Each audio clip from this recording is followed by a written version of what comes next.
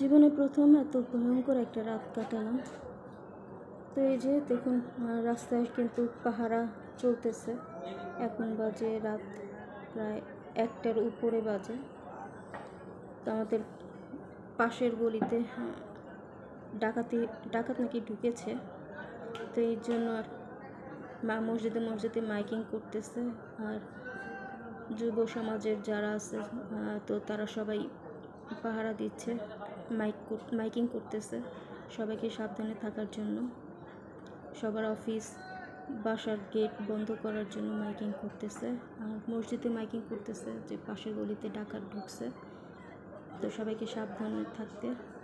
তো যে দেখুন, প্রতিটা মোড়ে প্রতিটা বাসার গেটের সামনে কিন্তু লোক পাহারা দিচ্ছে। আর ওই যেহেতু আমাদের এখানে বেশিরভাগই কনস্ট্রাকশন সাইটের কাজ চলতেছে, তো এই জায়গা দিয়ে আসলে ভয় একটু বেশি, কারণ পাশে চিপাগুলি আছে, তো গলির ভিতর দিয়ে ঢুকে পড়তে পারে। তো সবাই ভয় পাচ্ছে, সবাই কিন্তু রাস্তায় অলরেডি পাহারা দিতে শুরু করেছে।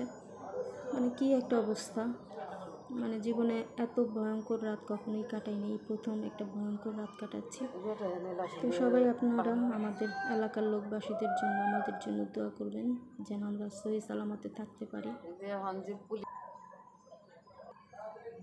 তো সবাই লাঠি নিয়ে কিন্তু ঘুরতেছে, পাহারা দিচ্ছে এলাকায়। আর এই যে কুকুর তো আছেই পাহারা দেওয়ার জন্য, অপরিচিত কাউকে দেখলেই ওরা ঘেউ ঘেউ করতে থাকে।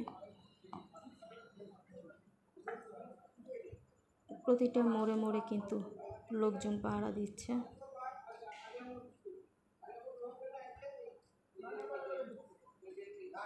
আর এই যে এখানেও একটা যে কনস্ট্রাকশন সাইট আছে, বিল্ডিংয়ের কাজ চলতেছে, তো ওখানেও কিন্তু বারবার বলতেছে আপনারা উপরে চেক করেন কেউ ঢুকছে কি না।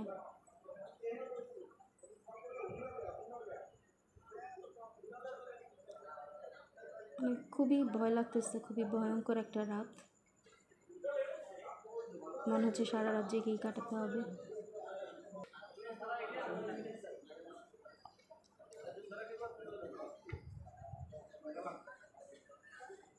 সবাই কিন্তু লাঠি সোটা হাতে নিয়েই কিন্তু ঘুরতেছে।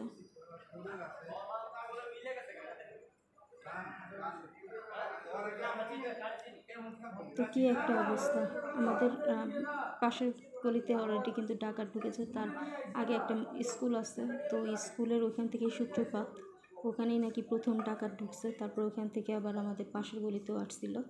তো এরপর থেকে আসলে মাইকিং করা শুরু করছে, তো সবাই দৌড়াদৌড়ি করতেছে রাস্তাঘাটে। তো ওই বাসায় কিন্তু সবাই চেক করতেছে, কারণ কেউ একজন বলছে ওখানে নাকি ঢুকছে।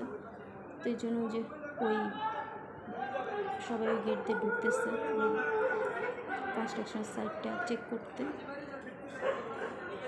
তো ওই যে চেক করে বের হয়ে গেছে সবাই, আপনাদের সামনে একটা গলি আছে, তো সেইগুলিতে যায় চেক করবে।